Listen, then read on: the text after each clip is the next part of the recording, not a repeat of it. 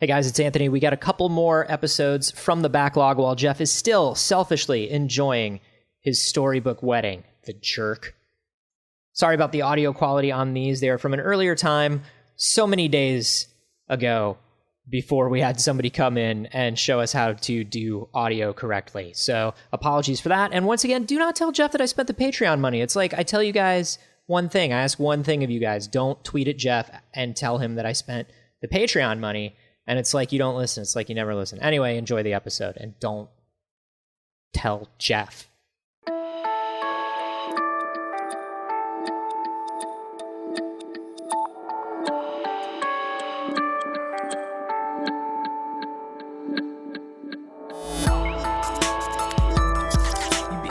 You are river folk and you will die river folk. Exactly. Probably without insurance. This is We Have Concerns. Hi, Jeff Canada. Hi, Anthony Carboni. What are we talking about today? Had an article sent to us by Amber Hinden on Twitter. Thanks, Amber. This is a great one. It's an older article, but I like the message. It's creative people say no. It's all about how creative people, in order to do what they do, have to say no to most of the opportunities that come their way. I have a very difficult time with this. I have the worst time with it. This is one of the biggest problems I have, and even talking about it kind of makes you feel a little pretentious. It's like, oh, people are asking me to do stuff all the time, but I have this, you don't like saying no to people, and I do want to do everything. Yeah. I do want to carve out time for everything, but if you start going down that path, which I have done many times, of just saying yes and yes and yes, and you get to the point where you're so frazzled and there's so many things going on, you're trying to juggle so many of what other people want from you that you have very little time left for your own creative output. Yeah, and my thing about it is that it feels counterintuitive, especially when you're trying to make a career as a creative person, because what I've found is if you're doing something at the moment and it's doing well, 9,000 other people will be like, hey, let's work together. I like this thing you're doing. Yeah. And because you're so worried, well, nothing lasts forever. You're worried that no project is going to last forever, which is the correct thing to worry about because nothing in this universe lasts forever. That's the way the universe is built. Right. You're like, well, I should do a lot of this other stuff so I have more things going on. So when this thing goes away, I have other stuff to do. I think you hit on a really major one for me, which is that feeling of knowing that I have no security for anything. I cannot rest because this thing is going to end and I don't know where my next job is. Yeah. And that feeling leads you to kind of be a little bit desperate and crazy all the time with taking on new projects.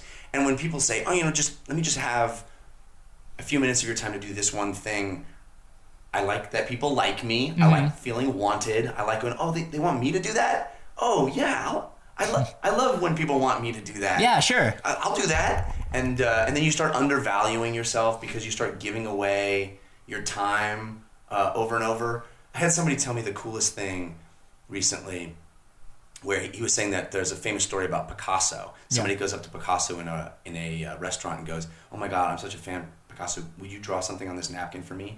And Picasso doodles something and hands it to him and he goes, okay, that'll be $200. And he's like, $200? It took you 4 seconds to make. And he goes, no, it took me a lifetime. And it's kind of true. It's like, everything that I have done led me to this moment, and I can't devalue that by constantly just giving away my time.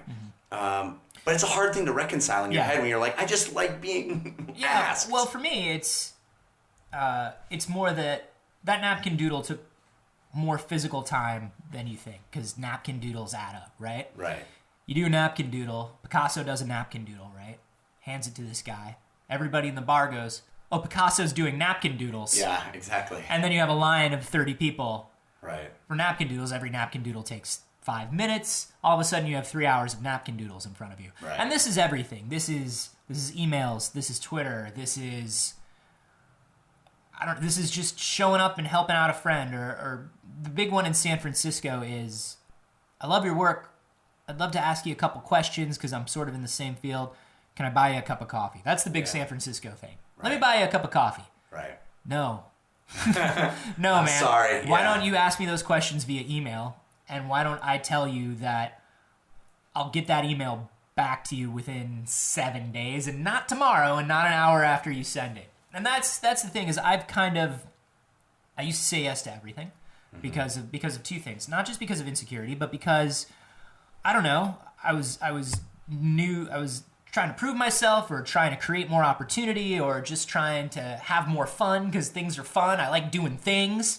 And what happens is you wind up spreading yourself so thin that you don't have time to do what's really important. And not only that, you notice that everything you're doing is a little bit worse than it could be because you're spreading yourself so thin. Yeah. So because you're doing 4 videos for other people, when you do your video, all of a sudden your video, you didn't have that 3 hours of prep time. You had 30 minutes of prep time. Because you're prioritizing yourself last. But I want to be the guy. I want to be the guy that says yes. Yeah, but I want to be that guy. It's fun to be in somebody else's video and work with people you haven't worked with before. Right, and they have a whole new energy. And help people. Like, I want to pay it forward. Yeah. I want to help people that are trying to do what I do. And I want to give good advice. And I want to be the guy that goes to coffee and says, my time is yours to do with what you want. Like, let me be a resource to you. I want to be that. It's just, you sort of start to realize it's very difficult. And I for a long time, I was the guy that answered every single email I got from anybody, and would spend hours and hours and hours answering emails. And I still try to do that, but it's become so much more difficult, and there's so many other things pulling at me that, it's like, that sucks that this guy's not going to get a response from me. Yeah. But I can't do everything, even when it's like a good project, a good thing, or trying to help somebody out. You kind of realize that no is a tool that you have to employ sometimes. And it really sucks. It really sucks. This article that you're talking about is all about how somebody wanted to write an article, with an input from all these creative people, and that a full-on third of the creative people he asked to participate just said no. And he got some really interesting responses. Like, I love this one from Richard Avedon, the photographer. He goes, "Sorry, too little time left." Yeah. I love that. It's like, I got a lot of shit that I want to get done, and the tick-tock of life is happening. Yeah. That's pretty intense. Well, and the other thing I love is that 1/3 of them said no, and then the article says that like 2/3 of them just didn't answer. Like, no one said yes. This was a Hungarian psychology professor who I guess wanted to talk to creative people about the way they create, and everyone was like, no. No. And I think the other thing is... people hate Hungarians. Yeah, the other thing is, number one, Hungarians are terrible people, and I think we can all agree on that. No, number one is... The other thing is, and it doesn't matter what you do for a living. It doesn't matter whether you are a painter or an accountant or a school teacher or a landscaper or whatever you do. The number one question you probably get asked all the time is, how do you do what you do? Right. No, man, I done answered that one. And here's the other thing. Doesn't matter. It doesn't matter how I do what I do. Yeah. It doesn't matter. Yeah. Especially because it ain't gonna be how you do what you do. Yeah, and especially if you don't work in the same field I do. Like, I'll get asked from people like, "Wow, how do you think up things like that?" It doesn't matter. Yeah. It doesn't matter, man. How do you lawyer so well? I don't care. Right. I mean, I do care. Like, I want to know. But dude, if you say you wouldn't get it, no, I wouldn't. You're a lawyer. I don't get it. Any request on your time. Let me put this. How am I going to put this? I'm going to put it like this. I have learned, because I value my time so much, how to best make a request of somebody that values their time. Mm-hmm. And I think that's important. I think it's important to understand that, like, you need to value somebody else as much as you value yourself. Yeah. I always try, I make sure that when I ask somebody something, like if I really want to, like, number one, I never ask somebody something general about what they do. Right. Yeah. Like, there's probably a Google for that. Where do you get your ideas? Where do you get your ideas? Yeah, I don't know. There's a creative reaction in the brain about connecting different dissimilar concepts and melding them into one. It doesn't matter. It doesn't matter. What pencil do you use? It doesn't matter. What notebook? It doesn't matter. You can Google that. You can buy things. You can try them. If you're going to ask somebody something, I like to make sure that I'm asking them something specific something that's not going to take up too much of their time. And I like to give them an out. I like to always let them know that they don't have to answer. And I like to expect that they're not going to answer. Yeah. And I think you have to be respectful of other people's time, and you have to be super guarded of your own time, and you have to be okay with being super guarded with your own time, which is the hardest thing. Let me ask you the flip side of this question, though. Okay. Do you ever feel like you've missed out on opportunities because you feel you put yourself in that other person's shoes too much? Yes. Like, I definitely feel like I have just gone, you know what? They don't want to be bothered. Mm-hmm. And yet, most of the time, when people come up to me in a public place and are just like, hey, man, I just want to tell you I love your work. I didn't want to bother you. I always go, that's not a bother. Yeah. That's not a bother. There's no bothering of just going, hey, I dig what you do. Yeah. And maybe that starts a connection, and maybe you react to that person, and maybe you do want to spend some time with them. But so there is a flip side to it where I'm always like, they don't want to be bothered. And bringing it back to just being somebody with a certain amount of time that has to say no to things. Sometimes you're going to say no to something, and man, you're going to look back and you're going to wish that you did it. Yeah. That's the other that's hard. Other opportunities are going to come up, and you have to be I think you have to be pragmatic, and that serves you most of the time, but sometimes you're going to get burned by it, by which I mean, like, sometimes I'm working on a project. I have to get the project done. I've been working on the project. Like, right now I'm working on this video, and it's like, it's going on and on and on and on. I think the video's done. Hey, the video just got done rendering. Anyway, I guess I have nothing else to say. I'm going to go watch this video now. Yeah, this point, my point is now invalid. I've been working on this video for a really long time, and it's just like, man, it's a slog, and I don't want to be doing it anymore. I've reached that point where it's just all tedious bullshit that has to be done. Yeah. Like, the creative part is over. Right. Like, the creative part is, like, it's finished. In my headspace, this is the best video. Now it's just doing the drudgery that makes it into the video I see in my head. And other opportunities have been coming up, like, hey, come do this thing with us real quick. Or, hey, come have lunch. I think you should meet this guy. Or, hey, like... And it's like, no, I can't. And I know that when I get done with this thing, at least one of those other opportunities that came up is going to be something that I really wish I did. Yeah. Just mathematically, it'll probably happen. But you have to stay focused, and you have to say that the idea that you're working on currently is the most important idea in the world. Yeah. That's where you have to be. You have to be in this headspace where it's like, everything else is amazing, and it could be great, but this idea is the best idea in the world. And it becomes really hard the longer you work on something to see it as good. Yeah. And that's the other thing. That's the other reason why it's so hard to say no to things and to guard your time. They always say that when you're writing a novel, an idea for a better novel is going to pop into your head more often than the next paragraph of your novel does. You'll come up with 10 other novels that are way better than the novel you're writing, except they're all imaginary, except for the one that you're writing, right? Yeah. So everything else that's coming up, every email that's coming in that's a great opportunity, every lunch with a cool person, everything, every meeting with a prospective client, whatever it is, they could all be the best things in the world. But you know what? You're worthless unless you have a body of work. Yeah.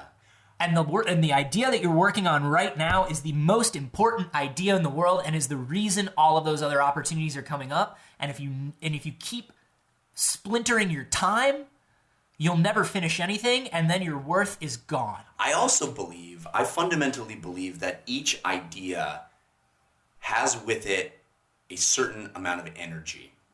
And I can spend that energy in a variety of ways. One of which is talking to you about it, or talking to someone about it. I can go, oh my God, I got this great idea, and I talk it, and I use up all that energy in telling people about it. They actually say that it's the same reaction in your brain.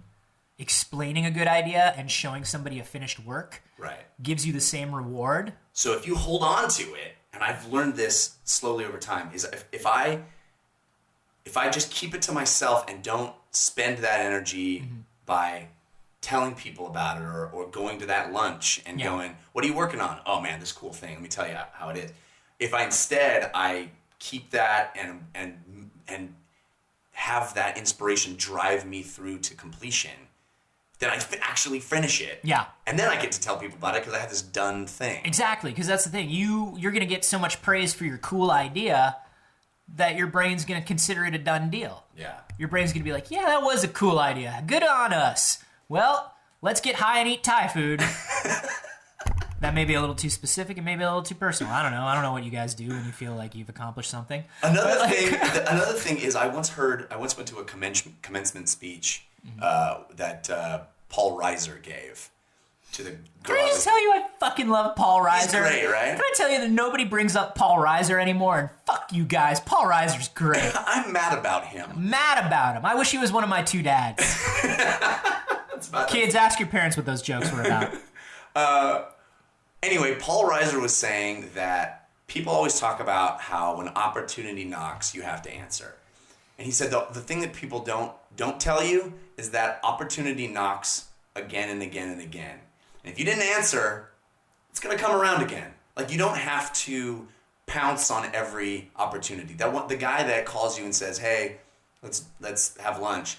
Sometimes missing that, it's gonna come around the bend again. Yeah. And you're gonna have a second opportunity to answer that door. Well, that's one thing that I've learned over the last couple of years is when you say no to people, as long as you say no in a way that truly explains your position and truly lets them know that they're valuable, right? As long as you let them know, like, hey, I'm so sorry I don't have time to do this. This sounds wonderful. You are amazing. It's such a bummer to me that we can't do this. Mm-hmm. Because there's nothing I want to do more than this right now. I just can't. Right. Let's make sure that we do something else in the future. That person may seem to disappear, and maybe that person does disappear. But 9 times out of 10, when that person disappears, it's because nothing happened. Like, that person didn't... the 10th time, maybe that person wound up being the biggest person in Hollywood, and then you're fucked. I don't know. But hey, 9 times out of 10, that's not what happens. And what usually will happen is a year later... 6 months later, that person's going to be like, oh, hey, man, it's a bummer we didn't get to do that thing. I've got another thing. Yeah. Or that person will be like, dude, or that person will be hanging out with somebody else who has a project going on. Right. And that new person will be looking for somebody, and they'll be like, hey, there's this dude I didn't get to work with. Yeah. It's such a bummer, but if he's available, you should grab this guy. Yeah. And then that happened. Like, yes, opportunity knocks but once. But that's talking about a specific opportunity. Right? There's that is a specific grain of sand on the beach. There are a lot of them. Yeah. There are a lot of them. And as long as you and saying yes all the time, it almost speaks more to an insecurity than anything else. Oh, absolutely. It's like it's a feeling like there's a lack of opportunities and feeling like, oh my God, I have to make sure that everybody knows that I'm available or that I'm not a dick. Really. Sit back and take stock of yourself and be like, this is what I'm doing, this is what I have going on, this is my value. Can I do this right now? Right. And that's one thing that, like, a lot of people don't do. They don't take it. They don't take it in and be like, I'm a very worthwhile person. Right. You know what I mean? Like, what I do is cool. I like me. I'm good at things. Yeah. Somebody wants me to do these things for them, and that's awesome. It means I'm good at these things. But I'm already doing them. And it's okay. Like, it's okay not to be doing these things for everyone. Right. And that's the big deal, I think, is like knowing your own value. And you've got to be, you've got to be like Abaddon. You've got to be like Salt Bellow, who was in here, and he was like, Mr. Bellow informed me that he remains creative in the second half of his life, at least in part because he does not allow himself to be a part of other people's studies. Which is the dickish version of Richard Avedon's response, which was kind of deep, right? But that's kind of, that sentence kind of puts it in, yeah, right? It's like nobody's going to be at your funeral going like, we remember Billy. Billy was a giver. He always said yes to everyone. He helped me build my car. I think he helped every one of us in our own way. He never did much on his own. He was destitute and poor. Actually, Billy sounds like a great guy. Billy sounds... Yeah, actually, are you sure you're not at the Buddha's funeral? I was trying to create a picture that supported our point. And then you were like, shit, Billy's rad. I would let Billy stay with me. God damn it. Fuck everything we just said over the last 20 minutes. Say yes. Say yes to everything. God damn it. We're horrible people. No, how do you guys feel about this? How do you decide what you take on and what you don't take on? Let us know on Twitter. I'm at @Carboni. And I'm at Jeff Canada. And hey, if you have anything you need us to do, trim your lawn or pick you up from the airport, just let us know. The best way to request a favor from us is to do it in an iTunes review of the show. Just give a 5-star and then let us know what you need us to do. Yeah, and where we need to be and when. And we'll have Saul Bellows' secretary get back to you.